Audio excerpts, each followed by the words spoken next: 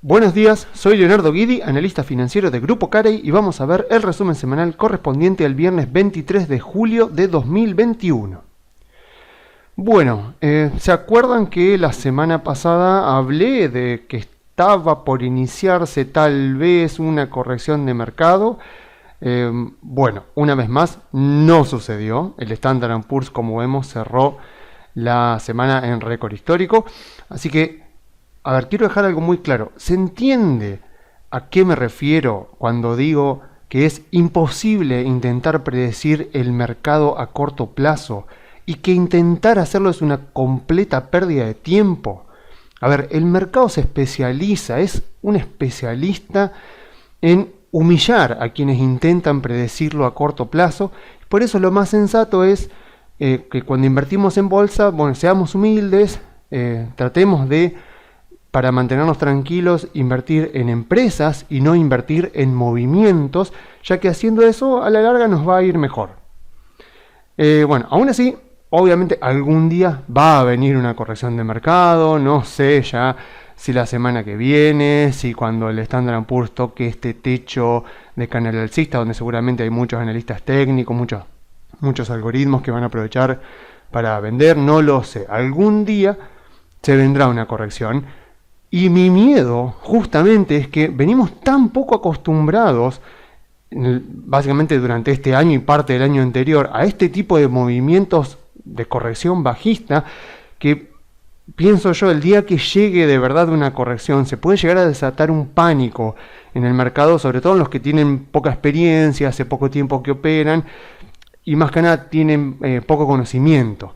Así que, básicamente, bueno, voy a aprovechar un poco para repasar bien, o sea, las características de las correcciones. Vamos a comparar un poquito con mercados bajistas y después veremos nuevamente, bueno, en qué situación nos encontramos hoy y cuáles son las empresas que más nos conviene tener en el portafolio, o digamos, qué tipo de empresas, qué características tienen que tener las empresas que más nos conviene tener en el portafolio en este momento. Entonces yo me armé esta definición de corrección, que es la que uso siempre. Traté ahora de precisarla un poco más para que quede claro y para poder diferenciarla de, por ejemplo, mercados bajistas o de simples tomas de ganancia, como la que vimos durante esta semana o parte de la semana pasada. Entonces, a ver, corrección de mercado. ¿Qué es una corrección de mercado? Con este nombre se identifican las partes bajistas de los movimientos brownianos geométricos. Si ustedes quieren, googleen movimiento browniano geométrico, seguramente la primera página que les va a aparecer es Wikipedia. Se meten ahí y van a ver que, bueno, les va a explicar que es un tipo de movimiento matemático que se refleja en, bueno, varios componentes de la naturaleza, pero que también justamente se ha observado en los activos financieros, que es el típico movimiento de subas y bajas que vemos en las monedas, en las acciones, incluso en cotizaciones de los bonos. O sea, los activos financieros se mueven con un movimiento que matemáticamente se define así, movimiento browniano geométrico. Así que las bajas son parte natural de ese movimiento. Y por eso a veces la verdad me sorprendo, sobre todo cuando entro a ver redes sociales y de repente viene una baja en el mercado, que bueno, ahora hace rato que no tenemos una baja fuerte, pero vemos una baja, no sé, del 5, del 7, del 10%, y mucha gente pregunta, ay, pero ¿qué pasó? O sea, ¿qué ocurrió en el mercado para que pase eso? Y muchas veces la respuesta es que es un movimiento browniano geométrico, o sea, el mercado se mueve así. Muchas veces las bajas no tienen una causa muy fuerte que la justifique, pero sin embargo el mercado baja por un tema de sentimiento inversor. Entonces, bueno, ¿qué dice ahí? Cuando este tipo de movimiento se produce en acciones de empresas del mercado desarrollados, cuenta con las siguientes características, porque obviamente en mercados emergentes o en mercados como el nuestro, que ya ni emergentes somos, las características son un poco diferentes. Entonces, primera característica, el inicio de la baja suele ser acelerado, sorpresivo y con un gran aumento de la volatilidad respecto a las que venía experimentando el mercado. La finalización de la baja suele ser tan imprevista y repentina como lo fue su comienzo, seguida habitualmente de un rápido y acelerado reinicio de la tendencia alcista anterior.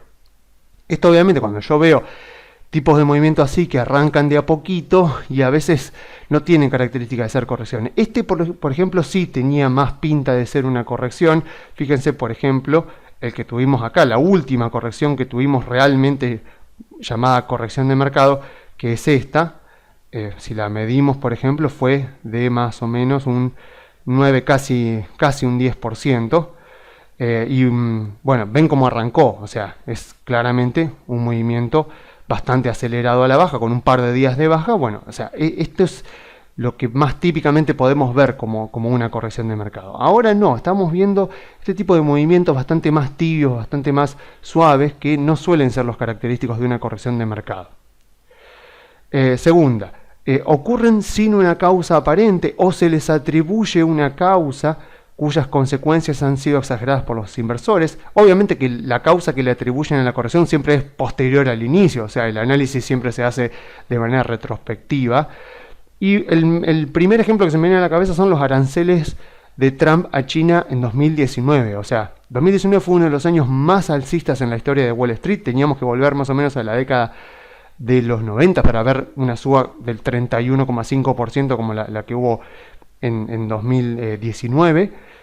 Y obviamente creo que hubo 4 correcciones durante ese año, y en ninguno de los casos casi llegaron al 10%, incluso frenaban en el 6, en el 7%, y las causas que se le atribuían a esas correcciones eran los aranceles de Trump, porque Trump tuiteaba, China respondía, etcétera, etcétera. Eso generaba un poco de sentimiento negativo, generaba incertidumbre, pero cuando uno veía los montos de los aranceles que le ponía Trump a China y los montos con los que China respondía, se daba cuenta que era algo político, que no era algo económico ni financiero, porque estamos hablando de las dos economías más grandes del mundo, y los aranceles que se imponían eran de 250.000 millones de dólares. O sea, era una gota de agua en el océano si sumábamos el PBI de ambas economías. O sea, no tenía escala. Cuando uno ponía los aranceles en la escala que correspondía al tamaño de las economías, no existían esos montos de aranceles, y sin embargo el mercado bajaba.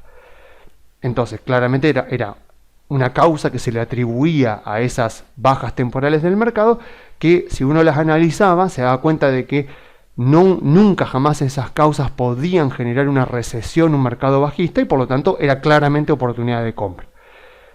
Entonces, en base a esto se deduce que la principal causa generadora de correcciones de mercado es el sentimiento inversor, que se ha tornado temporalmente negativo. O sea, cuando uno veía el 2019 las correcciones de mercado, bueno, es el sentimiento inversor que se pone negativo por X razón. O sea, puede ser sin causa aparente, pueden inventarle alguna causa, tratar de atribuirle una causa, pero en general cuando uno ve las causas que se le atribuyen a la baja que está experimentando el mercado, uno las compara, o sea, las pone en escala, trata de ver si de verdad justificaría una recesión, y bueno, si se da cuenta de que no, entonces es oportunidad de compra. O sea, claramente, ¿cuál sería la estrategia? Obviamente, arranca una corrección de mercado, empieza la baja, vamos a suponer que el mercado baja 3, 4, 5%, seguramente aparecerán analistas, aparecerán artículos en los diarios financieros de Estados Unidos, en los canales de televisión, explicando la corrección del mercado, por qué el mercado está bajando, y uno ahí lo que tiene que hacer es analizar cuáles son los argumentos que se dan para que el mercado esté bajando y ponerlo en escala, a ver si de verdad esa causa a la cual atribuyen la baja es capaz de generar una recesión. Si esa causa sería capaz de generar una recesión, bueno, entonces ahí sí tendríamos que estar alertas, pero si no, o sea, si es una causa que nosotros vemos que claramente sí puede generar un poco de incertidumbre en algún sector, alguna industria, pero no sería capaz de generar una recesión en la economía, y más aún una recesión mundial, bueno, entonces es oportunidad de compra. O sea, a veces es sorprendente cuando arranca una corrección de mercado. Vamos a suponer una corrección fuerte de un 10%, de un 15%. Es impresionante la fragilidad que mucha gente le atribuye a los mercados desarrollados. O sea, ven que las acciones de Estados Unidos bajan un 10%, y bueno, empiezan a aparecer artículos, comentarios sobre un potencial mercado bajista.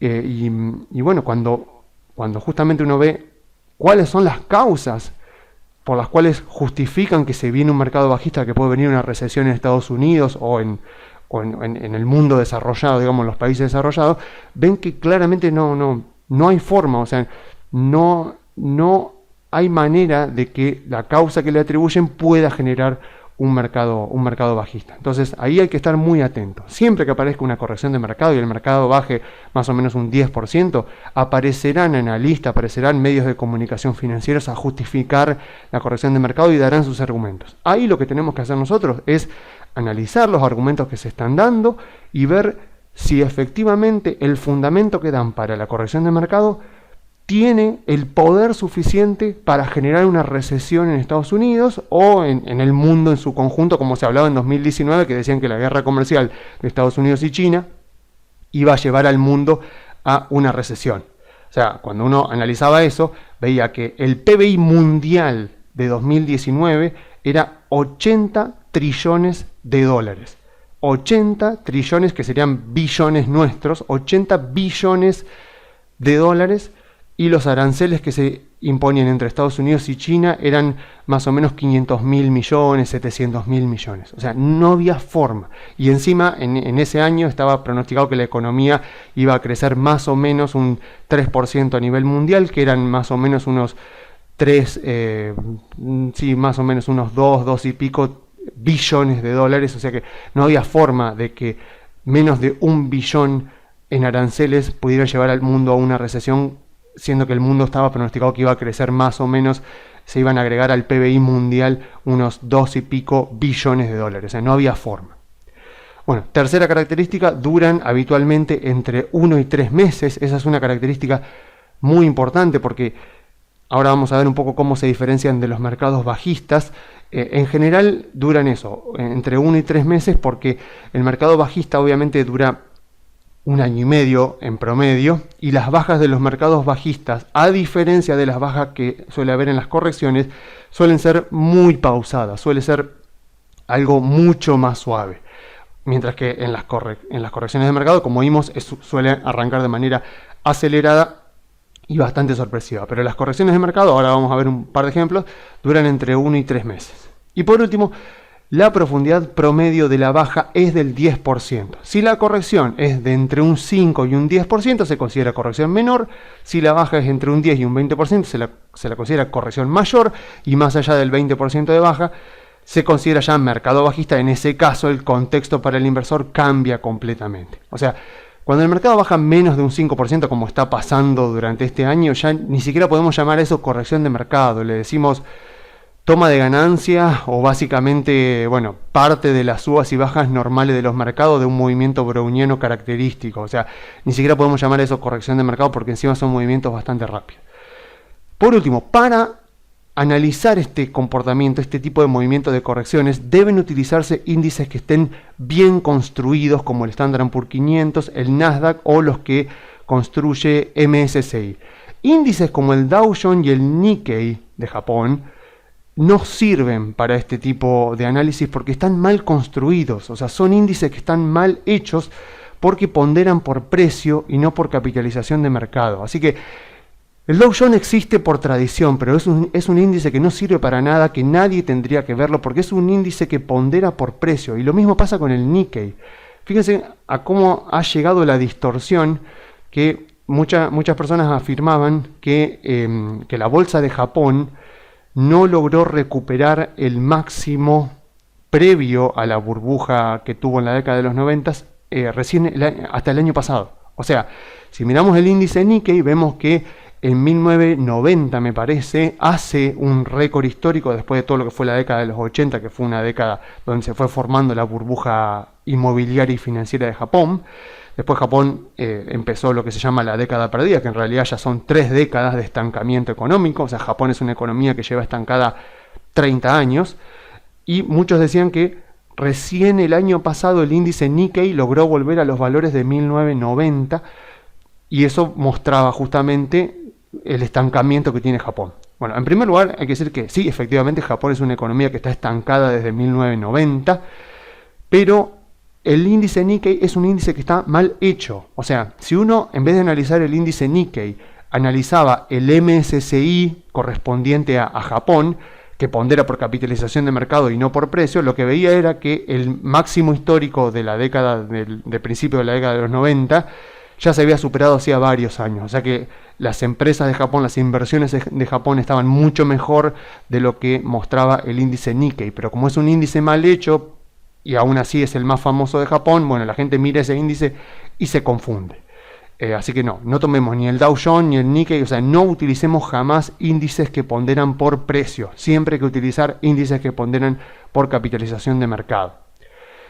Bueno, por ejemplo, a ver, la última corrección que tuvimos fue esta, que fue más o menos de un 9%. Y para ver la última corrección fuerte, saltémonos la del coronavirus, de la que vamos a hablar ahora. Vemos esta. O sea, esta fue una corrección casi de manual, porque arranca a principios de octubre y termina a fines de diciembre. O sea que duró prácticamente casi 3 meses. Y como vemos acá, la baja fue de un 19,85. O sea, estuvimos a centímetros, podríamos decir, de un mercado bajista. La causa que hubo en este caso fue que, o sea, acá en octubre Powell dijo que a la suba de las tasas de interés le quedaba un largo camino por recorrer. Eso provocó esta baja fuerte, característica del inicio de correcciones de mercado. Luego el mercado estuvo lateralizando ante la incertidumbre de qué iba a hacer la Fed en diciembre. Acá vemos que más o menos acá, a mediados de diciembre, la Fed sube la tasa de interés, como había dicho Powell, y el mercado se hunde. O sea, el mercado como que le estaba dando a Powell el mensaje de que no era momento de subir las tasas de interés. La Fed parece que tomó nota de lo que el mercado le estaba diciendo y el mercado frena exactamente el día después de Navidad. O sea, antes de la Navidad, el 24 de diciembre hace piso y el 26 de diciembre arranca nuevamente, y efectivamente el mercado tuvo razón porque la Fed bajó las tasas de interés durante 2019. O sea, esto es lo más cerca que hemos estado desde 2009 de un mercado bajista, aunque obviamente tenemos que hablar un poquito también de la baja del coronavirus. Así que, a ver, entonces, tomando esta definición que acabo de dar, podríamos concluir que la baja que hubo en 2020, que fue esta baja del coronavirus que vemos acá, tuvo muchas más características semejantes a una corrección de mercado que a un mercado bajista, y más aún cuando el Buró de Investigación Económica de Estados Unidos esta semana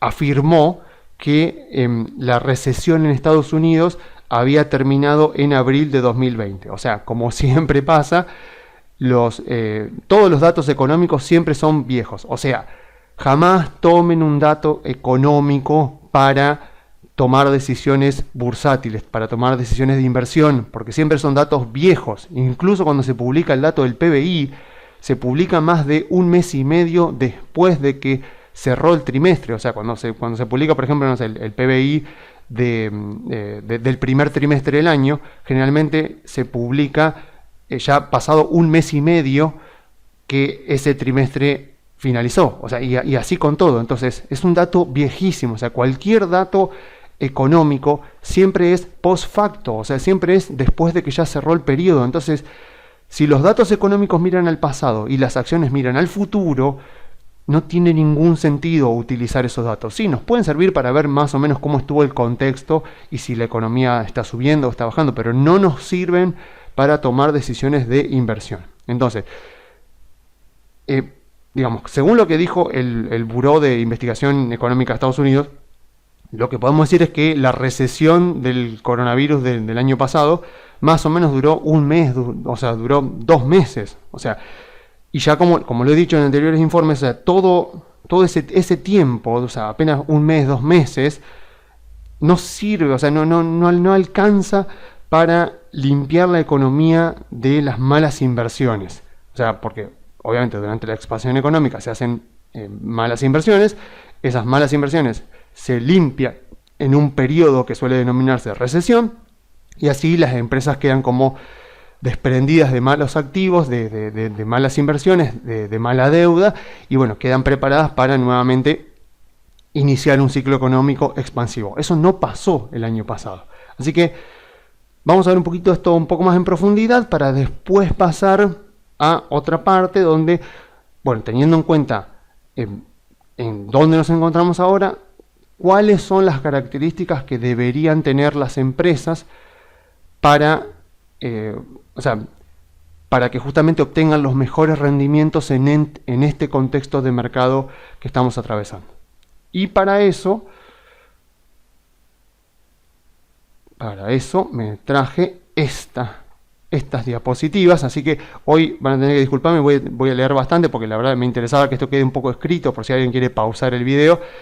Yo voy a ir leyendo un poco y obviamente pararé después para hacer algunas aclaraciones y dar algunos ejemplos. Entonces, a ver, las recesiones normales suelen comenzar cuando las empresas que están sobrecargadas de activos poco productivos y de deuda como consecuencia de malas inversiones que han realizado y el poco crecimiento que han tenido sus ingresos, se enfrentan a un contexto de restricción del crédito bancario que suele producirse por una curva de rendimiento de bonos invertida.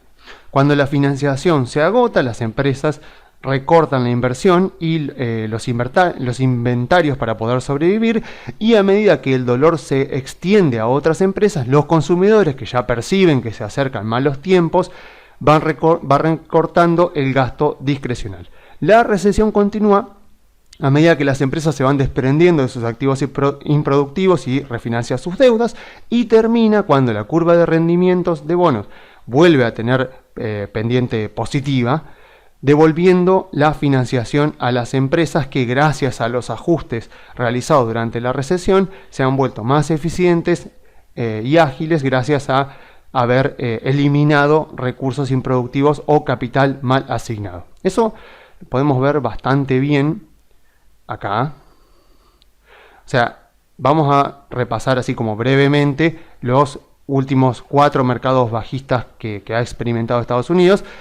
Y esto es lo que yo les decía, ¿no? A diferencia de las correcciones, los mercados bajistas suelen ser un lento desangrado. O sea, las correcciones, como vemos por ejemplo la de 2018, es un shock. O sea, arranca fuerte, arranca violenta porque es un sentimiento inversor que se vuelve muy negativo. Y entonces arranca como de manera muy abrupta, de manera bastante fuerte. Pero cuando vemos, por ejemplo, acá, por ejemplo, 2008, en general cuando vemos 2008 recordamos Lehman Brothers, recordamos esta última parte de la crisis, cuando todo se derrumba y sobreviene el pánico, pero no recordamos que fue algo muy largo, o sea, duró, como vemos acá, casi 1 año y medio. Entonces es un lento desangrado, o sea, durante el ciclo alcista las empresas van invirtiendo, van contratando personal, van realizando proyectos de inversión, van tomando deuda, dependiendo obviamente del sector y la industria. De repente las oportunidades se van agotando, se van realizando malas inversiones, y bueno, eventualmente cuando ese monto de malas inversiones, de deuda se acumula y se convierte en algo demasiado grande y las empresas ya no son capaces de generar mucho valor para el accionista, bueno, entonces sobreviene la recesión y sobreviene el mercado bajista. Por ejemplo, si miramos el del 2000, el de la burbuja de las .com, acá ya había muchísimas malas inversiones, muchísimas ineficiencias en el mercado que había que limpiar, y bueno, este fue un mercado también bastante doloroso, que en este caso duró más. O sea, en general los mercados bajistas en Estados Unidos duran 1 año y medio, como vemos acá, este duró casi 1 año y medio, pero el de las burbujas de las .com duró más. En realidad duró más, obviamente, porque acá vemos el 11 de septiembre, que generó incertidumbre, pero no tanta, porque era un problema geopolítico a nivel internacional, pero lo cierto es que para la economía de Estados Unidos no representaba un cambio de fundamentos muy grande. Entonces vemos que la baja fue fuerte al principio cuando reabrieron los mercados luego del atentado a las Torres Gemelas, pero rápidamente se recuperó. Pero aún así vemos que esto siguió bajando. La razón por la cual este mercado bajista se extendió más de lo normal fue porque obviamente en el medio, obviamente cuando surge un mercado bajista, viene una recesión, es cuando, como dice Warren Buffett, ¿no? Cuando baja la marea nos damos cuenta quiénes son los que estaban nadando desnudos. Y bueno, acá apareció Enron, por ejemplo, apareció WorldCom en la crisis del 2008, También obviamente tuvimos, bueno, el famoso caso de Lehman Brothers, también otras empresas que tuvieron que ser rescatadas, también tuvimos el famoso caso de Bernie Madoff. En este caso, bueno, fue la crisis de las .com la que desató lo que fue el fraude de Enron, también de WorldCom, y bueno, eso motivó al Congreso de Estados Unidos a fijar, mejor dicho, a promulgar nuevas leyes y regulaciones. Concretamente fue esta ley, la ley Sarbanes-Oxley, que creó un tipo de regulación que se llama las empresas SOX, que fue una ley específicamente pensada por el caso Enron. Esta ley vemos que dice que era conocida como una reforma de la contabilidad pública de empresas y protección para el inversionista. Entonces, vieron que yo les hablo muchas veces del driver económico, el driver político y el driver psicológico. Bueno, esta era una ley que afectaba directamente no solo el driver político de Estados Unidos, sino además las regulaciones del mercado. O sea, era una ley que afectaba directamente al mercado financiero. Como vemos acá, dice bueno, que tuvo mucho que ver el escándalo del caso Enron. Bueno, entonces, fíjense la fecha que se promulga el 30 de julio de 2002. Y cuando yo miro cuando el mercado hace piso exactamente en esa época. Y, a ver, claro, ¿por qué pasa eso? Porque, como ya dijimos, o sea, los mercados se mueven por probabilidades, no por posibilidades. O sea, los inversores van tratando de descontar en los precios las probabilidades de que ocurran ciertas cosas. Ahora, cuando hay un hecho que genera mucha incertidumbre, como es la promulgación de una ley que afecta directamente a la contabilidad de las empresas que cotizan en bolsa, claramente ahí la incertidumbre es muy, muy, muy fuerte. Entonces, obviamente mientras que se iba discutiendo la ley, el mercado iba descontando los precios, las posibles consecuencias que iba a tener, pero nunca se llega a descontar bien hasta que efectivamente la ley se promulga, porque una vez que ya la ley se promulga, entonces ya queda bien definido cómo va a ser el entorno normativo, digamos las reglas de juego de aquí en adelante. Entonces, una vez que la ley se promulga, ahí ya esa incertidumbre desaparece, ese driver político que estaba jugando de manera negativa desaparece también, porque más allá de lo buena o lo mala, lo conveniente o lo inconveniente que pueda llegar a ser la nueva ley, lo cierto es que una vez promulgada la ley ya quedan seteadas y establecidas las nuevas reglas de juego, y eso ya genera certidumbre, o sea, ya genera que los inversores puedan, con las nuevas reglas de juego que entran en vigor, empezar a evaluar otra vez empresas, a estimar el valor de las empresas, a ver de qué manera esta nueva ley va a afectar positiva o negativamente el valor de las empresas. Entonces, a partir de ahí, una vez que ya esa incertidumbre desaparece, el mercado, que ya había hecho obviamente durante todo este tiempo la limpieza, digamos, de las malas inversiones, de los recursos mal asignados, de la deuda también que habían contraído, entonces el mercado acá ya estaba como limpio, digamos, ya se había limpiado de malas inversiones, las empresas estaban como más livianas para poder arrancar de nuevo, pero faltaba este nuevo componente de regla de juego. Una vez que las reglas de juego ya quedan establecidas cómo van a ser, bueno, listo, ya el mercado tiene todos los drivers alineados como para volver a subir y acá arrancó de nuevo. Si queremos ver otros casos, por ejemplo, tenemos también durante 1980 a 1982 también este mercado bajista en un momento de mucha inflación en Estados Unidos, donde Paul Volcker pone las tasas de interés altísimas para poder parar la inflación, y de hecho lo logra, pero a costa, por supuesto, de perjudicar el valor de las empresas, y eso obviamente generó un mercado bajista que vemos que duró 1,66 años. Y por último, otro mercado bajista también que podemos analizar es el de más o menos de la década del 70, entre el 73 y el 74, también duró 1,66 años. Y vemos lo mismo, ¿no? Un lento desangrado hasta que llega la última etapa donde el desangrado, digamos, la baja se convierte en pánico, y bueno, y ahí como que se va limpiando ya toda la economía y queda todo establecido para que comience nuevamente el nuevo ciclo económico expansivo y el nuevo ciclo alcista de los mercados financieros. Entonces, debido a que la cotización de las empresas y los valores de sus estados contables suelen caer mucho durante el mercado bajista o la recesión, al iniciarse el nuevo ciclo, y obviamente como arrancan desde el fondo, consiguen un rápido crecimiento porcentual de venta gracias a los incrementos de productividad impulsados a su vez por el gran crecimiento de las ganancias por acción a medida que la recuperación de los ingresos se une a los recortes de los costos realizados en la etapa anterior, lo cual obviamente es un incremento en los márgenes de rentabilidad. Obviamente, o sea, si vos tenés una empresa que vende 5 y durante la recesión las ventas caen y pasa de vender 5 a vender 1, bueno, con que solamente suba de 1 a 2, las ventas subieron porcentualmente un 100%. Claro, estás muy lejos de lo que fue el 5 que vendías antes de la recesión, pero claro, arrancás desde el fondo, digamos, arrancás desde más abajo y por lo tanto el incremento en las ganancias por acción suele ser más grande.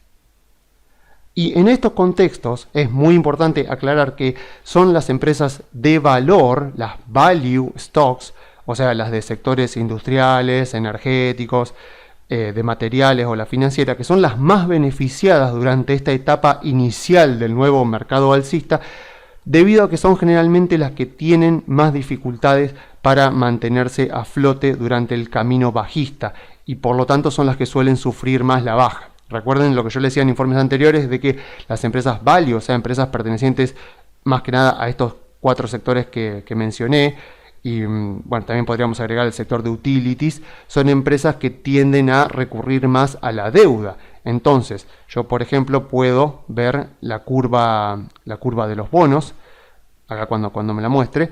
Bueno, en este caso la pendiente de la curva, como vemos acá, es positiva. Vemos que hace un año la curva volvió a ponerse positiva, pero hace 2 años, en 2019, vemos que la curva estaba plana y negativa en algunos lugares. Bueno, esto obviamente afecta a los incentivos que tienen los bancos para dar crédito, y las empresas value, que es, digamos, las empresas de estos sectores, que necesitan más del financiamiento bancario que las empresas growth, bueno, son las que se tienden a ver más perjudicadas y las que más tienen problemas para mantenerse a flote durante las recesiones, durante los mercados bajistas. Entonces suelen ser también las que caen más proporcionalmente durante el mercado bajista, y por lo tanto, cuando arranca el nuevo mercado alcista, son las que arrancan desde más abajo.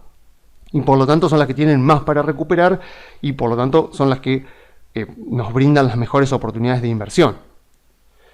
Entonces, actualmente no estamos en ese contexto de inicio de mercado alcista, sino en el final del mercado alcista que se inició en 2009, ya que el año pasado las empresas, la verdad es que cuando vemos hasta febrero del año pasado, las empresas no estaban en su mayoría cargadas de deuda o de activos improductivos, aunque sí es cierto que había un contexto de tasas, de curva de tasas ligeramente invertida. O sea, como vimos recién, en 2019 la curva se había invertido, no estaba completamente invertida, pero sí estaba invertida parcialmente, con la tasa de 10 años por debajo de la de 2 años y la de 1 año también. Entonces había un contexto de una curva de tasas ligeramente invertida en Estados Unidos, pero bueno, aún así el contexto general distaba de ser el necesario para gestar una recesión.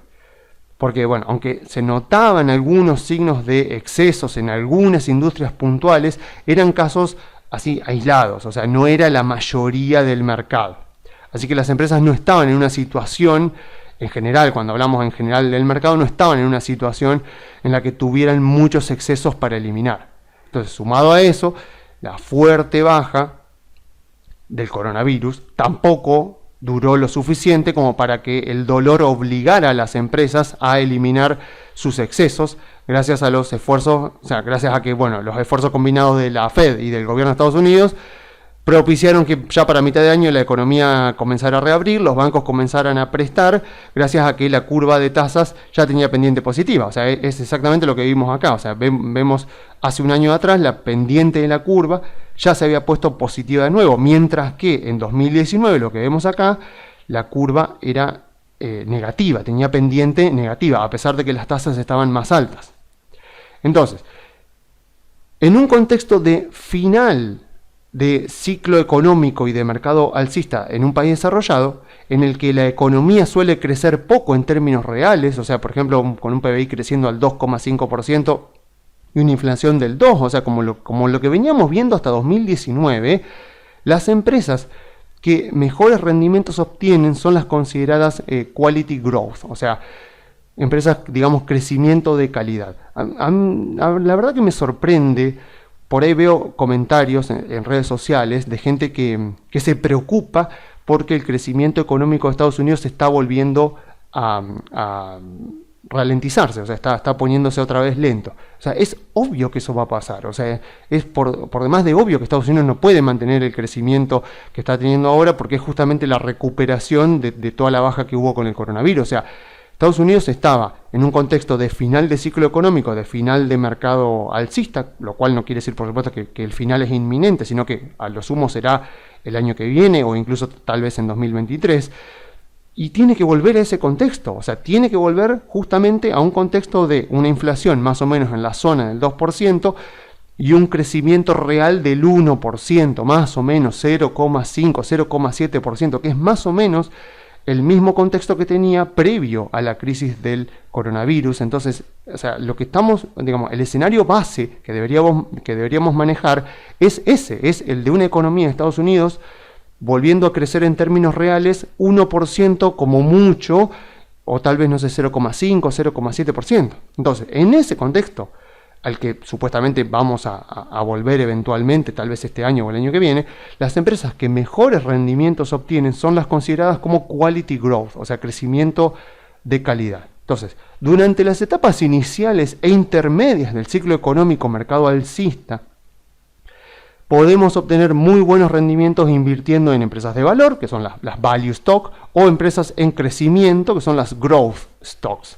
Pero a medida que el mercado alcista y el ciclo económico van madurando, entonces, claro, lo que pasa es que al ir madurando el mercado ya cada vez hay menos oportunidades de inversión, las empresas se encuentran con más limitaciones, o sea, el crédito empieza a volverse más escaso porque la curva de tasas empieza a aplanarse e incluso se puede llegar a invertir. Entonces las empresas lo tienen cada vez más difícil para obtener financiamiento, para expandirse, para invertir, sobre todo empresas value, porque las empresas growth se pueden financiar con sus propias ganancias o incluso emitiendo bonos corporativos que son mejor aceptados que los de las empresas value. Entonces, en ese contexto donde cada vez hay menos oportunidades para que las empresas incrementen sus ingresos, las oportunidades de obtener grandes rendimientos se van reduciendo hasta concentrarse principalmente en empresas quality growth. Obviamente la pregunta obvia en este momento es ¿qué es una empresa quality growth? Así que para eso vamos a aprovechar este libro que se llama Only the Best Will Do de Peter Saylor, que recientemente ha sido traducido al castellano, pero yo no lo tengo, así que lo que me voy a basar es en el capítulo 3 del libro, pero la versión en inglés, así que voy a tomar cosas que vi ahí, o sea, que leí de ahí, las voy a poner acá para explicar, porque él da 10 características que tienen este tipo de empresas y que, bueno, que las hace las mejores para invertir en este momento. Algún día, si lo encuentro en castellano, lo compartiré, pero bueno, por ahora solamente conseguí la versión en inglés porque la versión en castellano acaba de salir hace muy poquito. Entonces, a ver, ¿qué dice Peter Saylor con respecto a las empresas Quality Growth? Bueno, punto 1. Tienen que tener un modelo de negocio escalable. O sea, en su forma más básica, un modelo de negocio escalable es aquel que permite a la empresa aumentar de forma sostenible sus ingresos y sus ganancias por acción.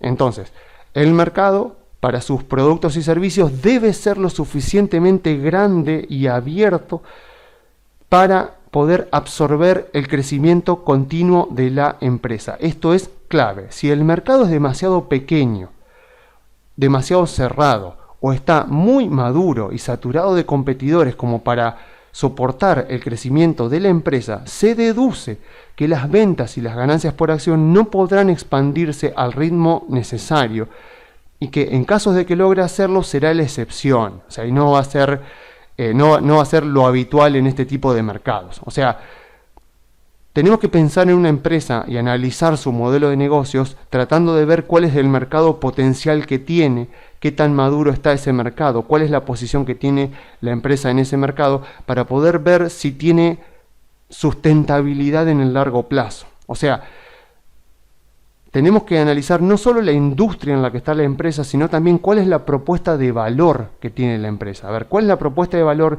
y cuál es el mercado potencial al que podría llegar la empresa con su propuesta de valor. Hay bastantes páginas web que hacen, incluso gratuitamente, informes de mercado, pero bueno, más o menos si nosotros nos tomamos el trabajo de leer el 10K, el 10K de la empresa y vemos bien en qué consiste el negocio de la empresa, posiblemente la misma empresa, o incluso si nos metemos a la parte de relación con los inversores, podemos ver la presentación. O sea, en todas las páginas web de relación con los inversores, las empresas suelen tener algún tipo de PDF, alguna presentación donde ellos justamente muestran el negocio a potenciales inversionistas. Entonces, si uno quiere convertirse en inversionista de una empresa cualquiera, se puede meter a la página de relaciones con el inversor y fijarse a dónde está el Investor Presentation. En general tiene algún tipo de nombre así, Business Presentation, algo así. O sea, en general, por ejemplo, en Mercado Libre uno se puede meter y va a ver que justamente ahí dan toda la información sobre el mercado potencial de Latinoamérica, de cuántas personas hay conectadas a Internet, de cuántas personas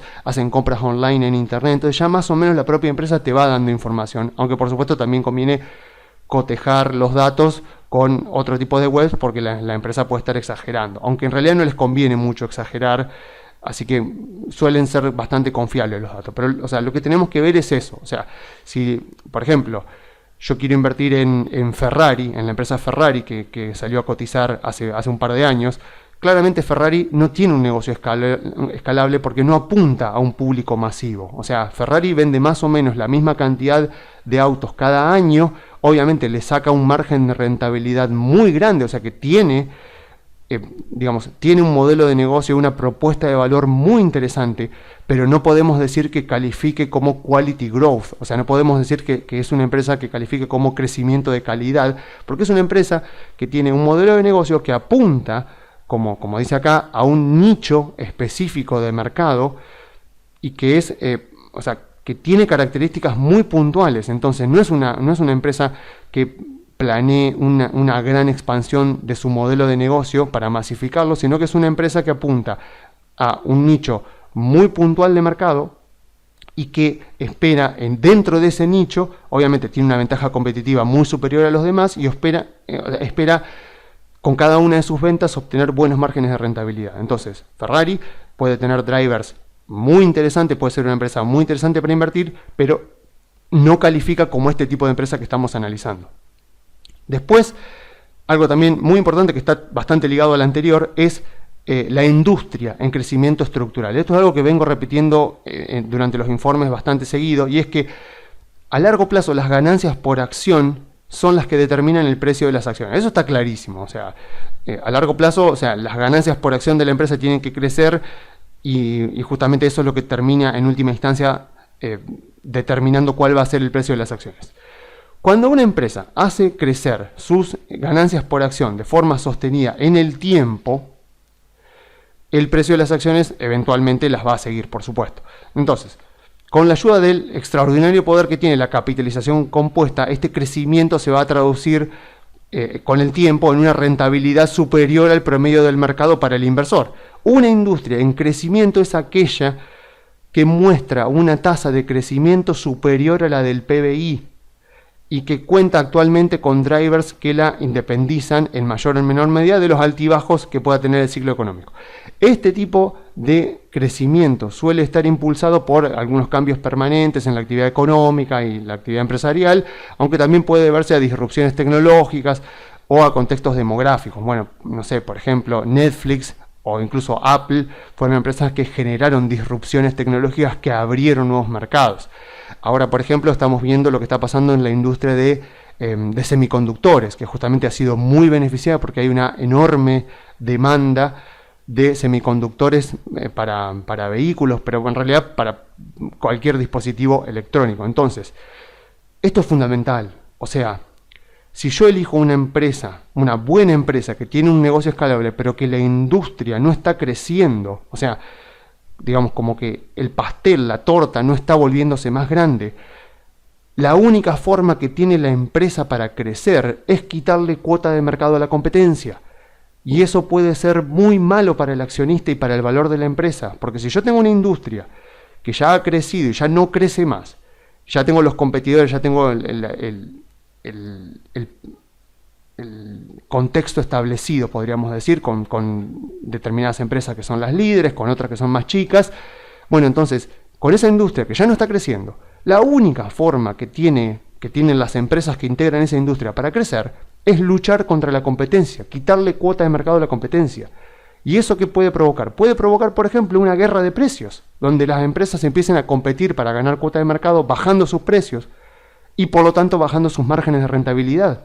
Y al bajar los márgenes de rentabilidad, eso termina pegándole a las ganancias por acción y eso termina pegándole a la evaluación de las empresas. Entonces, en general, las guerras de precios terminan mal para el accionista. Los beneficiados, por supuesto, son los consumidores, pero para los accionistas de esa empresa, en general, terminan perdiendo dinero. Por ejemplo, casos muy concretos que podemos ver, Coca-Cola, por ejemplo. Coca-Cola no hace falta ni que hacer un gran análisis para darnos cuenta de que está en una industria absolutamente saturada en el sector de consumo básico, en la industria de las bebidas, con solo ver los ingresos. O sea, yo miro los ingresos desde 2019 y si miro 5 años para atrás va a ser incluso peor. Pero si miro, por ejemplo, desde 2019 y empiezo a ver los ingresos que ha tenido todos los años, vemos claramente un estancamiento. Vemos que no han crecido prácticamente nada los ingresos anuales. Obviamente que el coronavirus le pegó, pero ya venía estancada desde hace tiempo. Lo mismo pasa con McDonald's, o sea, pocas industrias son tan maduras y están tan llenas de competidores como la industria de la comida rápida. Puede que haya algún tipo de empresa como Chipotle, por ejemplo, en Estados Unidos, que está creciendo, pero volvemos a lo mismo, son excepciones, son empresas que han venido con una propuesta de valor que ha seducido a los consumidores, son empresas chiquitas que han empezado a crecer y han crecido de manera acelerada, y bueno, son justamente esas empresas que cuesta mucho detectarla, pero si las llegas a detectar te va a dar una gran ganancia, pero eso no quita que está en una industria que está totalmente saturada y que por lo tanto tiene que quitarle cuota de mercado a la competencia. Entonces, a mí la verdad me sorprende que haya gente que compra CDR de Coca-Cola, que compra CDR de McDonald's. Puede ser que lo compren por algo puntual porque creen que la industria se va a recuperar por el COVID, etcétera, pero la verdad es que querer comprar estas empresas para mantenerlas a largo plazo, siendo que están en una industria absolutamente saturada y que ya está, listo, o sea, no, difícilmente ocurra algún tipo de innovación que pueda hacer que esta industria vuelva, o que alguna empresa puntual de esta industria empiece a tener ingresos crecientes a lo largo de los años. Bueno, la verdad es una industria que no tiene mucho sentido. Entonces, tengamos muy en cuenta esto, o sea, tengamos muy en cuenta a la hora de invertir en una empresa que tenemos que invertir no solo en empresas que tengan modelos de negocios escalables, sino que la industria a la que pertenece la empresa esté también creciendo. Después, bueno, obviamente se recomienda invertir en compañías, o sea, volvemos a lo mismo, ¿no? Ubiquémonos nuevamente contextualmente, estamos en el final del mercado alcista iniciado en 2009, con lo cual el mercado ya ha madurado bastante, la expansión económica ha madurado bastante, entonces las oportunidades muy lucrativas de inversión van cada vez disminuyendo, entonces tal vez al principio, en 2009, en 2010, en 2011, 2012, tenía sentido tal vez ir a las empresas de menor capitalización, pero a medida que el mercado va madurando, lo que conviene siempre es ir migrando a empresas de gran capitalización. Y esta es la razón, o sea, la rentabilidad de una empresa mediana en una industria en crecimiento estructural está expuesta a importantes riesgos, principalmente en las industrias que crean un mercado donde el ganador se lo lleva todo o la gran mayoría. Esta, por ejemplo, es la industria de la publicidad online, por ejemplo, donde están Facebook, donde están Google, donde están Amazon, o sea, la industria, o digamos, la industria de las redes sociales. Si miramos las redes sociales y empezamos a nombrar cuáles son las redes sociales más famosas del mundo, 4 de las 6 más importantes del mundo las tiene Facebook. O sea, si sacamos YouTube y sacamos WeChat, que es de la empresa china Tencent, después las otras 4 son de Facebook. O sea, la industria de las redes sociales es una industria en la cual el ganador se lo lleva todo o prácticamente se lleva la mayoría de los ingresos de la mayoría de los usuarios. Entonces, en esa industria la mayoría de los ingresos van a parar al número 1 o al número 2 de cada industria, o digamos a un número muy reducido de empresas. Entonces, se necesitan muchos años de inversión, paciencia y buena gestión para alcanzar el liderazgo en una industria y el tipo de posición dominante que le permite a la empresa protegerse de la competencia. Entonces, una de las principales ventajas de tener una posición de liderazgo en un mercado, y podríamos decir que una de las principales ventajas de una empresa de crecimiento de calidad, es que tiene la capacidad de fijar sus propios precios sin perder cuota de mercado. O sea, es capaz de imponer precios a sus clientes y los clientes lo van a aceptar.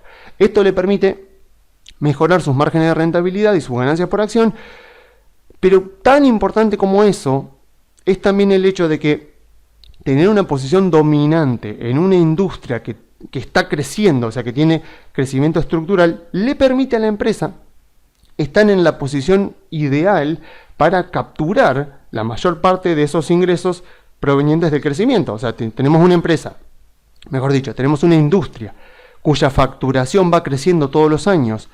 Bueno, ser la empresa líder de esa industria que va creciendo le permite a la empresa justamente ir capturando todos esos nuevos ingresos que van ingresando a la industria. Va a ser la que esté en la mejor posición para poder capturar esos nuevos ingresos porque la industria se va expandiendo. Entonces, en este contexto, en este tipo de empresas, siempre conviene que cuando vayamos a seleccionar una empresa para invertir, seleccionemos la número 1 o la número 2, porque son justamente las que están mejor posicionadas para capturar todos esos nuevos ingresos que están formando parte de la industria. Después, bueno, 4 ventajas competitivas. Bueno, obviamente, una empresa de crecimiento de calidad tiene que tener ventajas competitivas sostenibles a lo largo del tiempo. A ver, ya he hablado muchísimo en estos informes sobre qué es una ventaja competitiva, qué tipos de ventajas competitivas hay, cómo crean las empresas sus ventajas competitivas, cómo se eliminan las ventajas competitivas, cuáles son los riesgos que tienen las empresas con respecto a sus ventajas competitivas, cómo sostener ventajas competitivas a lo largo del tiempo, cómo darse cuenta si una empresa está perdiendo su ventaja competitiva. Bueno, todo eso está explicado en informes anteriores, o si no, está explicado en esos 3 libros que están ahí. Son 3 libros en castellano, súper recomendadísimos.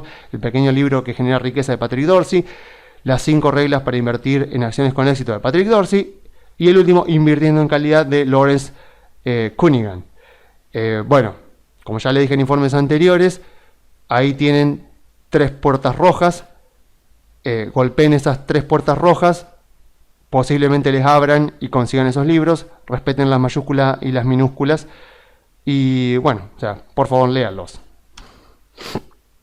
Bueno, quinto, fuerte crecimiento orgánico de ventas. O sea, estas empresas, las empresas de calidad, de crecimiento de calidad, disfrutan de varios años de crecimiento superior. Posiblemente lo pueden hacer durante décadas, abarcando incluso procesos, mejor dicho, durante el proceso abarcas ciclos económicos completos. Aún así es probable que todas las empresas vean que en algún momento el impulso, o sea, el momentum, se detiene temporalmente debido a que, bueno, una larga trayectoria de crecimiento no implica necesariamente que se puede perder el impulso alcista del precio en algún momento. O sea, eso es inevitable. O sea, agarremos un gráfico de Facebook, de Nvidia, de Google, de Apple, de Amazon, agarremos un gráfico de los últimos 2-3 años y vamos a ver cómo el crecimiento que ha tenido estas empresas ha sido increíble, pero aún así han estado meses y meses lateralizando también. O sea,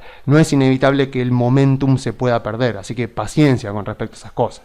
Una tasa de crecimiento superior, ¿qué significa? Yo digo una tasa de crecimiento superior. Significa que la empresa es capaz de seguir aumentando sus ingresos y flujo de cajas incluso durante una recesión, cuando la empresa promedio sufre inevitablemente un deterioro de las ganancias o incluso puede sufrir pérdidas. El adjetivo orgánico, o sea, cuando decimos crecimiento orgánico, implica que el crecimiento de la empresa se debe a el crecimiento de sus negocios. Porque obviamente crecer en base a fusiones y adquisiciones no es una forma sostenible ni eficiente de crecer a largo plazo. Y se sorprenderían la cantidad de gerentes que cuando están un poco desesperados porque su empresa no crece, se largan a hacer adquisiciones para de esa manera aumentar el crecimiento de la empresa. Busquen en internet el caso de de América Online con Time y con Warner, que fue un desastre, se destruyó muchísimo valor para los accionistas, y en general las fusiones de empresas no terminan bien, y muchas veces las adquisiciones, cuando se hacen ya en la parte final de un mercado alcista, tampoco terminan bien porque terminan pagando un precio demasiado alto y eso destruye valor para el accionista. O sea, cuando decimos crecimiento de la empresa, crecimiento orgánico, tiene que ser el crecimiento de la empresa en base a los propios negocios de la empresa. Entonces, ¿qué se considera nuevamente crecimiento superior? Si la tasa promedio de crecimiento del PBI de un país está en la zona de, por ejemplo, el 3%, un crecimiento de calidad implica que los ingresos tienen que crecer lo más cercano posible a los 2 dígitos. Aún así, si estamos en una industria que crece a un porcentaje cercano a los 2 dígitos, pongámosle un 8, 9%, o sea, estamos hablando de la economía crece al 3%. Vamos a suponer la industria de los semiconductores, no sé, vamos a suponer que la industria de los conductores está creciendo al 9%. En ese caso, dentro de esa industria, una empresa de crecimiento de calidad ya debería tener un crecimiento de 2 dígitos. Entonces, dicho de otra manera, ninguna empresa cuyos ingresos crezcan a un ritmo inferior a un dígito alto, como puede ser 8 o 9, y sus ganancias a menos de 2 dígitos, puede considerarse como una empresa de crecimiento de calidad dentro de una industria, dentro de esa industria, porque justamente en esa industria la vara está muy alta. Entonces, obviamente que estamos hablando de que ya cuando la vara está muy alta, la empresa tiene que ser muy buena, o sea, porque ya la industria de por sí es buena. Pero, a ver, como he dicho también en informes anteriores, si acertamos la industria, o sea, en el método top-down, si logramos analizar correctamente cuáles van a ser las industrias cuyo crecimiento va a ser superior al PBI y va a ser el crecimiento más importante de todas las industrias, de todos los sectores, ya la mayor parte del trabajo está hecho. O sea, en el método top-down, ¿qué es lo que nos dice el método top-down? Que justamente tenemos 10 sectores en el mercado. Dentro de cada sector tenemos una multiplicidad de industrias. Dentro de esos sectores, si nosotros logramos detectar el sector que más va a crecer, o los 2 sectores que más van a crecer, y dentro de los sectores, cuáles son las industrias dentro de esos sectores que más van a crecer durante este año, durante los próximos 2-3 años, la mayor parte del trabajo ya está bien hecho. Podemos elegir una empresa mediocre dentro de esas industrias y aún así nos va a ir muy bien. Entonces no perdamos el foco en tratar de elegir la mejor empresa, puntualmente la mejor empresa, cuando el principal trabajo, el mayor trabajo, tenemos que ponerlo justamente en elegir el mejor sector y la mejor industria para meter adentro de nuestro portafolio. Acá ya estamos hablando, bien, cuando ya hemos elegido, que creo que ya más o menos tenemos bastante presente cuáles son las mejores industrias de la actualidad y cuáles son los mejores sectores también. Bueno, ¿cuáles son las empresas que más me conviene elegir en este momento? Sexto, baja concentración de clientes o presencia geográfica diversificada. A ver, la diversificación es una estrategia que siempre se utiliza para reducir riesgos. O sea, si un pequeño número de clientes representa la mayor parte de los ingresos de una empresa, el riesgo para esta, en caso de que uno o varios de los clientes se retiren, es claramente muy alto. Entonces, a ver, justo se dio el caso de que un cliente me pidió analizar una empresa hace poco, porque acá está la cuestión, ¿no? O sea, ¿cómo detecto yo que tengo este riesgo presente en una empresa? Que justamente la empresa tiene una alta concentración de clientes. Bueno, el mejor lugar para buscar este tipo de riesgos es en el 10Q. Por ejemplo, yo le decía, tengo un cliente que me pidió analizar esta empresa, que es Tattooed Chef, que en realidad es un SPAC, o sea, es una empresa bastante joven, que obviamente yo no la conocía. Me metí a la página de relaciones con el inversor, ahí estaba la presentación para los inversores, y acá me enteré de que la empresa hace como viandas veganas, también hace pizzas congeladas, ven que hace alternativas a la carne, o sea, hace cuencos, bols de cereales orgánicos. Bueno, está más o menos en esta industria de la comida saludable, en realidad, como dice acá, de los alimentos congelados. O sea, Ya de por sí al analizar esto, uno ya tiene que tener ciertas luces de alertas prendidas de que esta empresa no tiene una propuesta de valor muy superior a la competencia, es una empresa muy chiquita, con lo cual puede tener sentido comprarla si le vemos un gran crecimiento, pero la verdad que no tiene una propuesta de valor que yo considere que le genera ventajas competitivas muy sostenibles en el tiempo. Entonces, ¿qué es lo que hago? Me meto acá, busco el 10K, que está acá, del 31 de diciembre de 2020. Bueno, arranca obviamente, como yo le decía, lo que hay que leer sí o sí, por supuesto, es el ítem 1, que justamente habla del negocio. Acá está, ítem 1, business. Bueno, obviamente le va a contar todo lo que es el negocio, bueno, que va a hablar todo esto, bueno, la misión de la empresa, el track record, bueno, todo lo que ha estado pasando. Y bueno, eventualmente va a ir contando obviamente todos los productos, los mercados en donde está puesto. Y llegamos acá, a la parte de Customer Review. No todas las empresas en su 10K hacen un perfil del cliente. Está bueno cuando lo hacen. Y en general cuando lo hacen puede ser para destacar este tipo de cosas. Durante el año fiscal 2020, nuestros 3 principales clientes tenían aproximadamente el 88% de nuestro ingreso total. Acá, alerta roja, o sea, se encienden todas las luces de alarma, pero lo que les quiero marcar es justamente esto. Si la empresa tiene una alta concentración de cliente, lo tiene que decir, o lo va a decir cuando hable del negocio, o lo va a decir cuando hable de los riesgos. Entonces, acá incluso la empresa se toma el trabajo de decir, bueno, los ingresos de estos clientes accounted, o sea, representaron aproximadamente el 39, el 32 y el 17% respectivamente del ingreso total. En el 2019, nuestros 5 clientes principales representaron aproximadamente el 95%, o sea que los clientes incluso te muestra que se están concentrando. El ingreso de estos clientes representó aproximadamente el 35, el 29, bla, bla, bla, bla, bla. Bueno, dice, we have increased, o sea, hemos incrementado el número de nuestro personal de ventas para focalizarlo en los clientes retail minoristas convencionales, para expandir nuestra base de clientes. Bueno, obviamente esto habla de las intenciones de la empresa.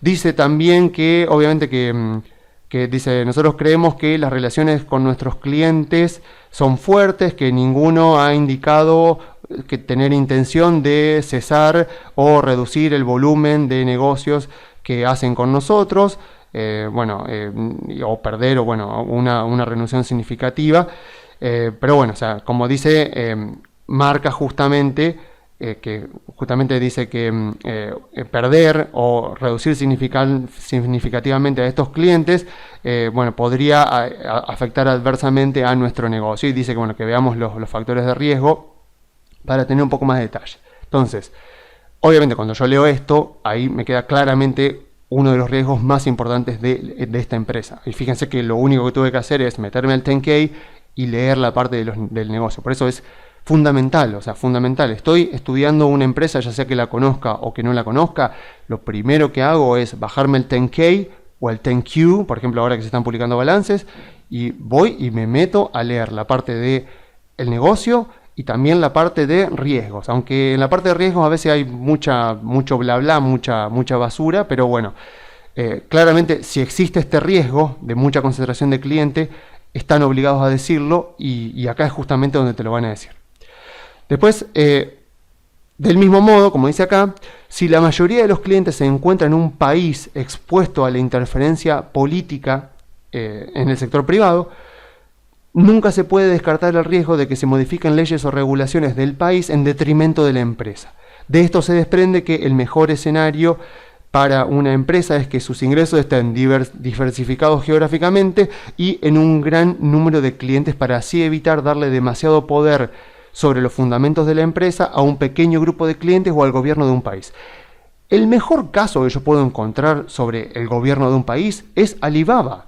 O sea, si Alibaba no estuviera en China, sería una de las empresas más baratas del mercado en este momento. O sea, cuando uno mira los fundamentos de Alibaba, es increíble lo buena que es esta empresa. Ahora, ¿cuál es el problema?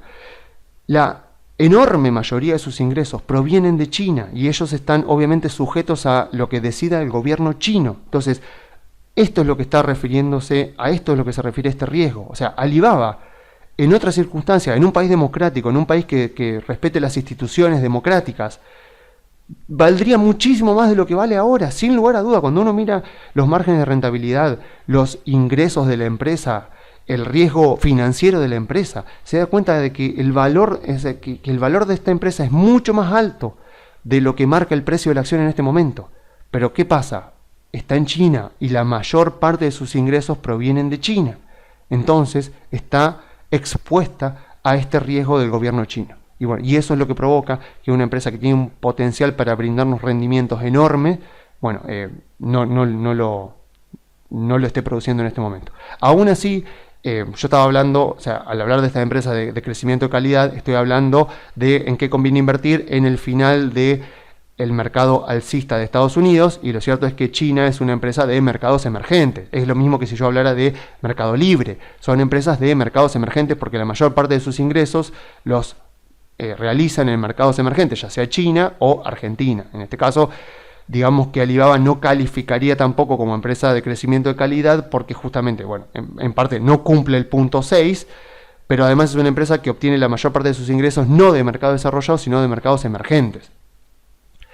Bueno, 7. Baja intensidad de capital y un alto retorno sobre el capital invertido. Bueno, esto es muy importante también. O sea, una exitosa empresa con baja intensidad de capital consigue utilizar cantidades modestas de capital con un alto grado de productividad. De ahí el alto retorno sobre el capital invertido.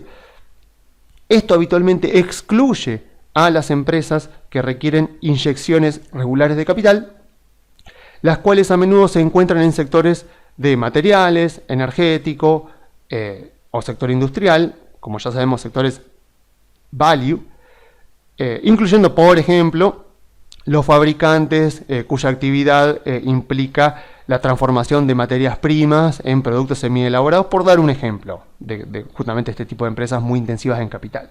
O sea, estas empresas son por su propia naturaleza cíclicas, lo que hace que sus ganancias futuras sean bastante difíciles de predecir. Esta característica constituye un riesgo lo suficientemente alto para dejarlas fuera de esta categoría. O sea, no estoy diciendo que no conviene invertir en estas empresas o que estas empresas no tienen sentido en nuestro portafolio. Lo que quiero decir es que, ya que estamos en la parte final de un mercado alcista, este tipo de empresas no deberían ocupar el núcleo de nuestro portafolio, la mayor parte de nuestro portafolio, sino que deberíamos tenerlas más que nada para diversificación, porque son empresas que suelen tener muy buenos rendimientos durante los inicios de los mercados alcistas y no durante los finales de mercados alcistas como nos encontramos en este momento. Las empresas poco intensivas en capital tienen ganancias menos volátiles y eso hace posible evaluarlas con mayor confianza. Para detectarlas, puede observarse, por ejemplo, cómo varían las ganancias operativas, o sea, el EBIT, al variar las ventas. A mayor intensidad de capital, la sensibilidad que tiene la variación de las ganancias operativas al variar las ventas tiende a ser más alta, tanto cuando las ventas suben como cuando las ventas bajan.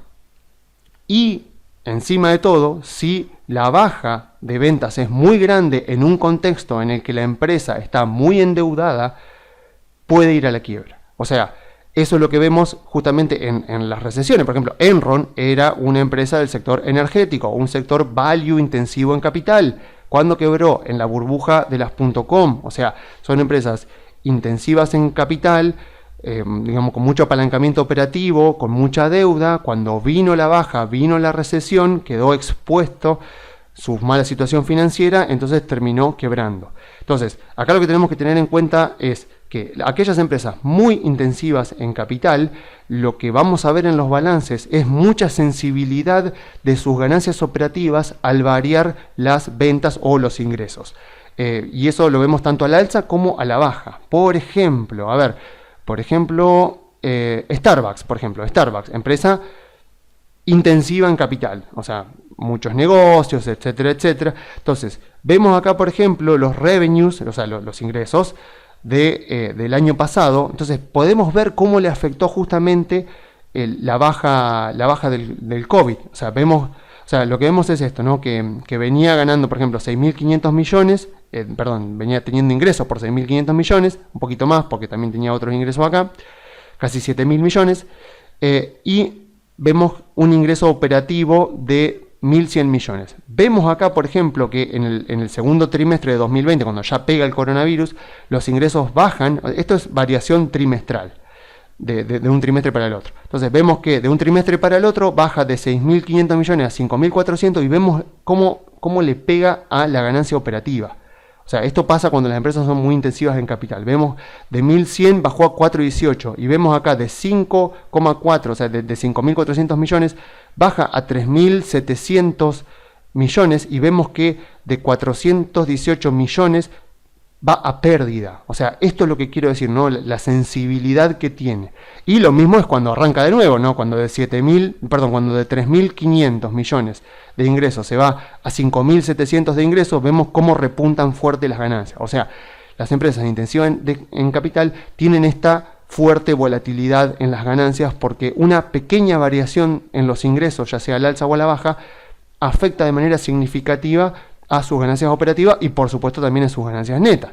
Si miramos por ejemplo Boeing, vemos claramente todo lo que pasó el año pasado. Vemos acá venía con 17.000, casi 18.000 millones y bueno, venía perdiendo. Acá vemos que baja y sin embargo reduce la pérdida. Vemos acá que de casi 17.000 millones de ingresos va a casi 12.000 y vemos que de una pérdida de casi 400 millones va a una pérdida de 2.000 millones, pero vemos después que de casi 12.000 va a 14.000 y de menos 2.000 millones va a casi 500 millones. O sea, vemos esto, ¿no? Vemos, o sea, que lo que tiene que quedar claro es la volatilidad, ¿no? Cómo las ganancias tienen una alta volatilidad a medida que van variando los ingresos. Esto pasa en empresas que son intensivas en capital. Por eso, justamente, conviene mucho comprar este tipo de empresas cuando arrancamos mercados alcistas, porque apenas los ingresos de estas empresas suban un poco, las ganancias por acción van a subir mucho más, y eso le va a pegar positivamente al precio de la acción, y ahí vamos a salir nosotros más beneficiados. Ahora, miren lo que pasa con empresas que son que son poco intensivas en capital. Por ejemplo, Microsoft. Microsoft es increíble. Me había olvidado decir, este porcentaje de variabilidad no lo tomen en cuenta porque es variación anual y acá estamos viendo variaciones trimestrales. Así que este porcentaje de acá, omítanlo. Pero miren Microsoft. Microsoft es increíble. O sea, incluso en el momento del coronavirus del año pasado, vemos que sus ingresos no bajaron. O sea, vemos primer trimestre de 2020, 33.000 millones de dólares de ingresos, 12.600 de ganancia operativa. Vean lo que es, o sea, en el segundo subieron sus ingresos, o sea, a 36.000, casi 37.000 millones, con ganancia operativa de casi 14.000. Fíjense acá podemos ver un poquito lo del coronavirus, o sea, bajaron a penitas, o sea, fíjense que bajaron de casi 37.000 a 35.000, bajaron 2.000 millones los ingresos de un trimestre para el otro, y vean que bajaron obviamente las ganancias operativas, pero fíjense lo poquito que bajaron. Inmediatamente después de 35.000 se fue a 38.000 y volvieron a subir las ganancias operativas, bueno, y así siguió. O sea, esto pasa con las empresas poco intensivas en capital. Por supuesto, Microsoft tiene muchísimas características y ventajas competitivas enormes, pero lo que me importa acá que quede claro es esto. Empresas poco intensivas en capital tienen variaciones, o sea, obviamente que varían y que las ganancias son sensibles, por supuesto, a la variación de los ingresos, pero la sensibilidad es menor a la que vemos en empresas muy intensivas en capital. Por ejemplo, acá Facebook, si vemos acá una empresa que le afectó un poquito más, vamos a correr un poquito más para podemos ver acá, 2019, bueno, como acá más o menos venía en 21.000 millones de dólares de ingresos con 8.800 millones de ganancia operativa. Vemos acá que de 21.000 baja a 17.700 y vemos que bajan bastante, o sea, bajan de manera más que proporcional. Acá bajan más o menos un 18%. Las ganancias de un trimestre al otro, y vemos que las ganancias acá bajan más de un 18%, o sea, no es que no van a tener volatilidad, no es que no van a ser afectadas, sino que, claro, si yo veo cómo fueron variando las ganancias de Facebook a medida que variaron los ingresos el año pasado con la baja del COVID, vemos claramente que sí, obviamente que les afectó, pero si comparo con Starbucks, si comparo con Boeing, obviamente que las empresas intensivas en capital son mucho más afectadas, tanto al alza como a la baja.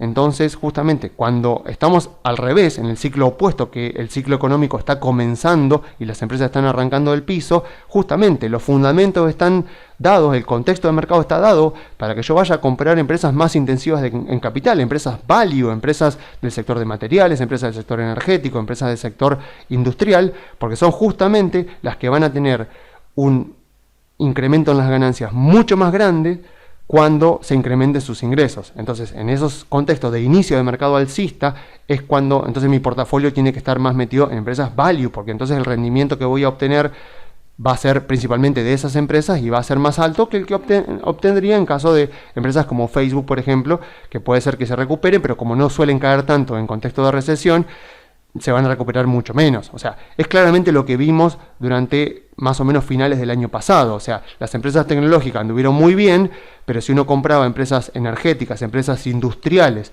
durante la segunda parte del año pasado, como justamente son empresas intensivas en capital, cuando sus ingresos volvieron a subir porque la economía empezó a reabrir, porque la recesión se había terminado, sus ganancias por acción subieron muchísimo más. Entonces, aquellas personas que compraron empresas industriales o empresas de materiales durante la segunda parte del año pasado, bueno, tuvieron rendimientos bastante buenos y superiores a los que teníamos, por ejemplo, empresas tecnológicas. Ahora ya el contexto, por supuesto, se normalizó y ya ese driver que tenían las empresas value, las empresas industriales, las empresas de materiales, bueno, las energéticas también, ya no lo tienen tanto y por lo tanto conviene más meterse en este tipo de empresas de crecimiento de calidad. Bueno, entonces, como las empresas de valor, bueno, más o menos lo que venía diciendo recién, ¿no? Como las empresas de valor suelen caracterizarse por ser intensivas en capital, esta es otra de las razones por las que son excelentes inversiones al inicio de los mercados alcistas o expansiones económicas. Paréntesis, en Argentina, la mayoría de las empresas cotizantes en el Merval pertenecen a sectores intensivos en capital. Así que cuando el driver político de nuestro país mejore un poco, el crecimiento de sus ingresos puede llegar a ser muy fuerte y por lo tanto las ganancias por acción de las empresas argentinas puede llegar a ser muy fuerte. Así que puede ser que tal vez con el resultado de las elecciones se inicie finalmente un mercado alcista en Argentina que esperemos que dure muchos años, pero tengamos en cuenta eso. O sea, Argentina viene en mercado bajista ya desde 2018 y la mayoría de las empresas argentinas, o sea, cuando yo hablo de Argentina, no sé, Aluar, Ternium Argentina, Loma Negra, Holcim Argentina, Mirgor, Pampa, Central Puerto, Transener, YPF, Vista Oil, Agrometal, IRSA, etcétera, etcétera, etcétera. Son todas empresas intensivas en capital. Por lo tanto, cuando el driver de Argentina mejore y que los ingresos de estas empresas puedan realmente empezar a subir sustancialmente y de manera constante trimestre a trimestre, bueno, vale lo mismo que acabo de explicar. O sea, si los ingresos de las empresas argentinas comienzan realmente a subir porque hay una expectativa positiva y la economía empieza a mejorar y hay una expectativa de que los fundamentos de Argentina van a mejorar, bueno, las ganancias por acción de las empresas argentinas van a subir muchísimo en proporción. O sea, basta comparar los balances que vimos recién, pensemos lo que podría llegar a pasar en un mercado que ha caído tanto como el argentino. Entonces, bueno, otra forma de detectar empresas intensivas en capital, esto lo voy a simplemente mencionar, es calcular el ratio de activos fijos netos sobre activos totales. Si es mayor a 0,5, deberíamos considerarlas intensivas en capital. Aunque, bueno, es recomendable analizar cada empresa dentro del contexto concreto que está atravesando. También es, obviamente, recomendable verificar cuántos gastos administrativos y generales están en realidad fijos por las características que tienen dentro de la empresa. Esto ya es algo, bueno, que debe hacer cada uno, o sea, ir al balance y, bueno, y empezar a analizar, porque hay empresas como Boeing, por ejemplo, que tiene gastos de combustible, por ejemplo, que podríamos decir estos son gastos variables, pero en realidad esos gastos de combustible están hechos por contratos de largo plazo, entonces en realidad es un gasto fijo. Bueno, entonces eso es básicamente lo que deberíamos hacer. Entonces, el retorno sobre el capital invertido es una variable que nos muestra muestra lo eficiente que es una empresa en las inversiones que realiza. Así que, bueno, siempre debemos calcularlo al analizar una empresa, es un dato fundamental. ¿Por qué? Porque cuando el retorno sobre el capital invertido supera al costo promedio ponderado del capital, el famoso WACC, estamos ante una empresa que está creando valor para el accionista.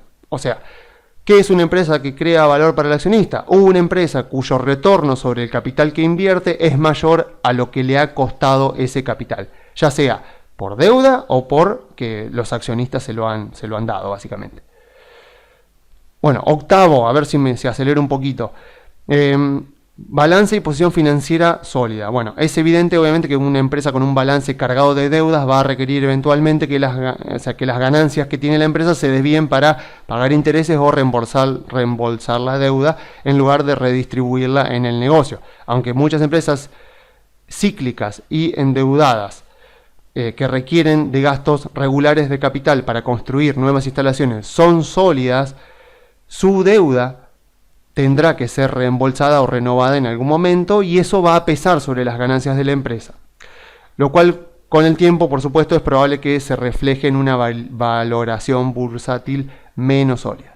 El pago de intereses obviamente tiene beneficios fiscales porque nos baja la base imponible del impuesto a las ganancias y es un hecho probado en la teoría financiera que el uso de la deuda agrega valor a la empresa siempre y cuando el rendimiento logrado sobre ese capital adicional supere el costo de la deuda. Volvemos a lo mismo. Si endeudarme me cuesta 8% en dólares y yo invierto ese dinero y me rinde un 10% en dólares, la deuda fue buena y yo he creado valor para el accionista.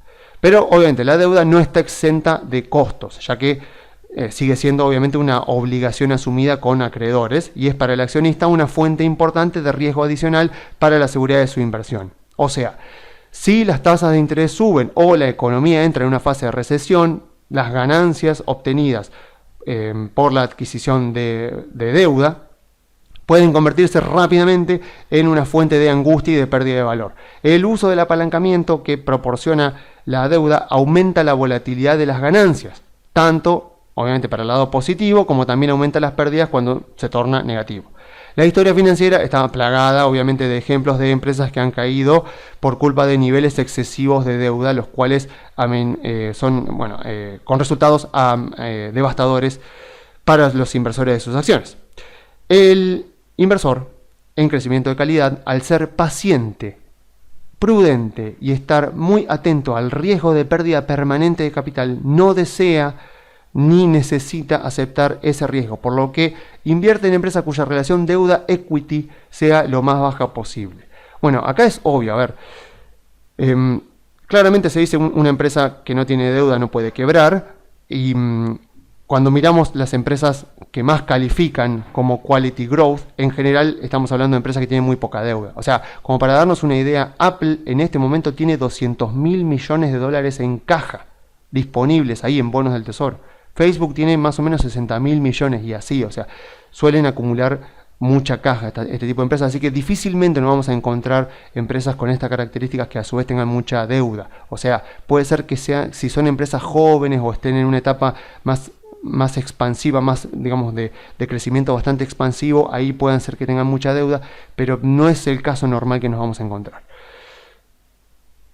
Noveno, cuentas transparentes, o sea, comprender el estado financiero de una empresa y la manera en la que están marchando los negocios es esencial para el inversor, o sea, es muy importante, por eso les digo, lean el 10K, miren el balance. En el proceso de búsqueda de este objetivo, o sea, de tratar de ver el estado financiero de la empresa y cómo están marchando los negocios, la contabilidad desempeña un papel primordial para la determinación del valor de la empresa y la evaluación del riesgo asociado a la inversión. Las empresas de crecimiento de calidad suelen tener cuentas fáciles de entender y poca letra pequeña, o sea, pocos detalles que tengamos que tener en cuenta, ya que el inversor en calidad busca empresas cuyos ingresos puedan convertirse sin mucha distorsión en ganancias, que vayan directamente al bottom line, como se suele decir en inglés. Existen muchas maneras legales de manipular las cuentas del balance y del estado de resultado con el objetivo de aumentar o disminuir el número que finalmente se presentará como resultado neto del ejercicio. O sea, por eso siempre tengan en cuenta que el cash flow, las ganancias operativas de la empresa son un hecho, pero el resultado neto, las ganancias netas por acción son una opinión de los gerentes de la empresa. ¿Por qué? Porque son fácilmente manipulables. Así que vale la pena tomarse el riesgo tomarse el tiempo necesario para detectar cambios inusuales en las cuentas de los estados financieros de una empresa durante diferentes periodos. En un mundo ideal, los directivos de la empresa y los accionistas deberían intercambiar información con un margen mínimo de conflicto de intereses, pero lamentablemente muchas empresas esconden sus errores y problemas detrás de una serie de prácticas contables legales diseñadas para modificar sus resultados con bastante flexibilidad. A ver, esto es un tema muy complicado que requiere de mucho tiempo. Yo les recomiendo este libro, que es el mejor libro que encontré sobre el tema, que encima está escrito en español, porque es un español el autor. Se llama Empresas que mienten, cómo maquillan las cuentas y cómo detectarlo a tiempo. Oriol Amat es el autor, ahí tienen el link, respeten mayúsculas y minúsculas. La verdad que es un libro que me ha encantado, a ver si lo encuentro, acá está, Empresas que mienten, cómo maquillan las cuentas y cómo detectarlo a tiempo. Es un gran libro, pero a ver, este es un tema sumamente complicado, o sea, de hecho acá justamente habla de, bueno, los fraudes, los maquillajes más comunes, o sea, habla de los fraudes legales, o sea, maquillajes contables legales, maquillajes contables ilegales, las transacciones reales legales, bueno, es muy bueno el libro, pero a ver, solamente le recomiendo leerlo a una persona que se quiera tomar el trabajo y que le interese mucho, porque es muy difícil poder detectar, o sea, si miramos balances de muchos años, o sea, analizamos balances de 3, 4, 5 años, tal vez podamos encontrar, y si tenemos un poco de experiencia, un poco de práctica, podamos encontrar algún tipo de distorsión, pero en general va a ser muy difícil. O sea, yo le diría directamente que a menos que les interese, no se tomen el tiempo. O sea, a ver, como para darles un ejemplo, cuando explotó el caso Enron, se había detectado, por ejemplo, que un miembro de la junta directiva de Enron era coimeado de manera legal, digamos, con, entre comillas, una consultoría. O sea, si uno se metía al proxy statement, que es lo que mostré la semana pasada, de Enron, y veía la nómina del board, de la junta de accionistas que gestionaba la empresa, en algún momento decía que tal miembro de la junta recibía $42.000 al año en concepto de consultoría. O sea, además de ser miembro de la junta directiva, por lo cual se le pagaban $42.000 adicionales en concepto de, entre comillas, consultoría. Y uno dice, ¿para qué?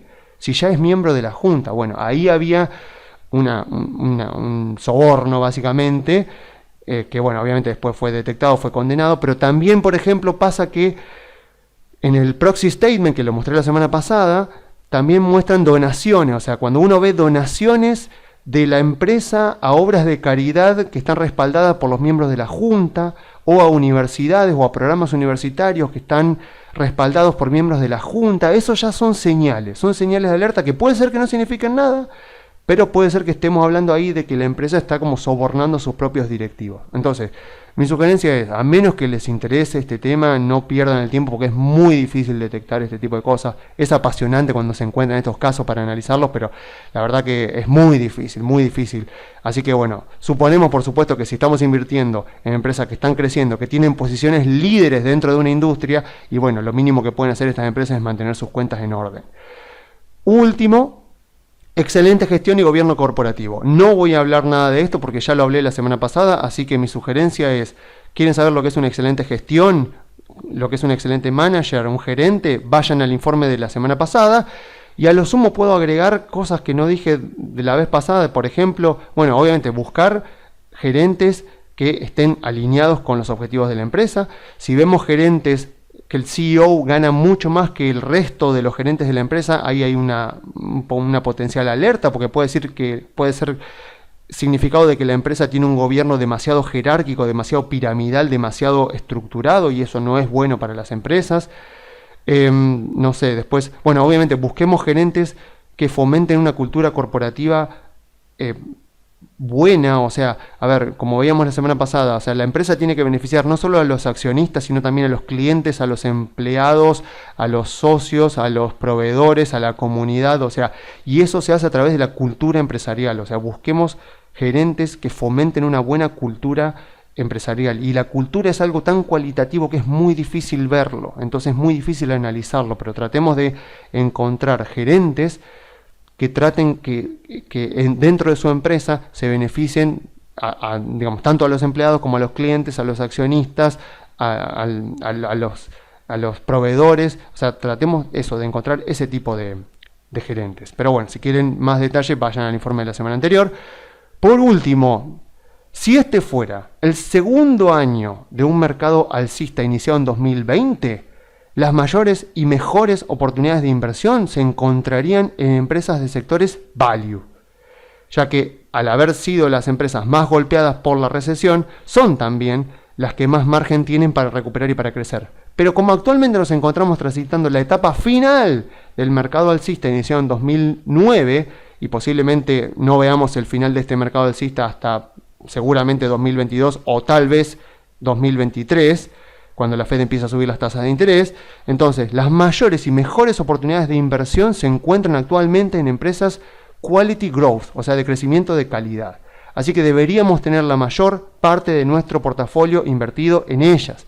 Así que repasemos bien todos estos puntos y empecemos a buscar este tipo de empresas. Como ya lo dije yo, Facebook es mi empresa favorita desde el año pasado y lo sigue siendo. Yo sé que si hoy miran Facebook y Google, por supuesto también, son empresas que, bueno, hoy Facebook ha subido un 5%, viene subiendo bastante a lo largo del año, pero a ver, si yo considero que esto puede llegar a durar muchísimo más, Facebook es una empresa que uno debería tener porque cumple con todas las características que he mencionado. Google también, Amazon también, PayPal también, qué sé yo, Adobe. Puede ser que Adobe con el tema del crecimiento de la industria esté un poquito más lento, pero también Apple también, pero justamente el crecimiento estructural de la industria de Apple viene un poco más lento. Microsoft, sin lugar a dudas. O sea, a ver, tenemos para elegir en CDRs, en empresas que podemos invertir en Argentina, tenemos para elegir. Así que aprovechemos, elijamos este tipo de empresas y vamos a estar lo mejor posicionados posible para este contexto de mercado que estamos atravesando. Así que, bueno, de Argentina por supuesto no voy a hablar nada, porque básicamente si yo miro Argentina esta semana es exactamente igual a la semana pasada, salvo que subió el dólar, pero fíjense lo que ha sido el Merval durante esta semana, el Merval en dólares. O sea, todo lo que dije la semana pasada vale exactamente igual para esta semana, así que no tiene mucho sentido que hable de Argentina. Así que bueno, yo me despido dejándole las vías de comunicación. Se pueden comunicar por la página web grupocarey.com.ar o enviando un email a contacto@grupocarey.com.ar.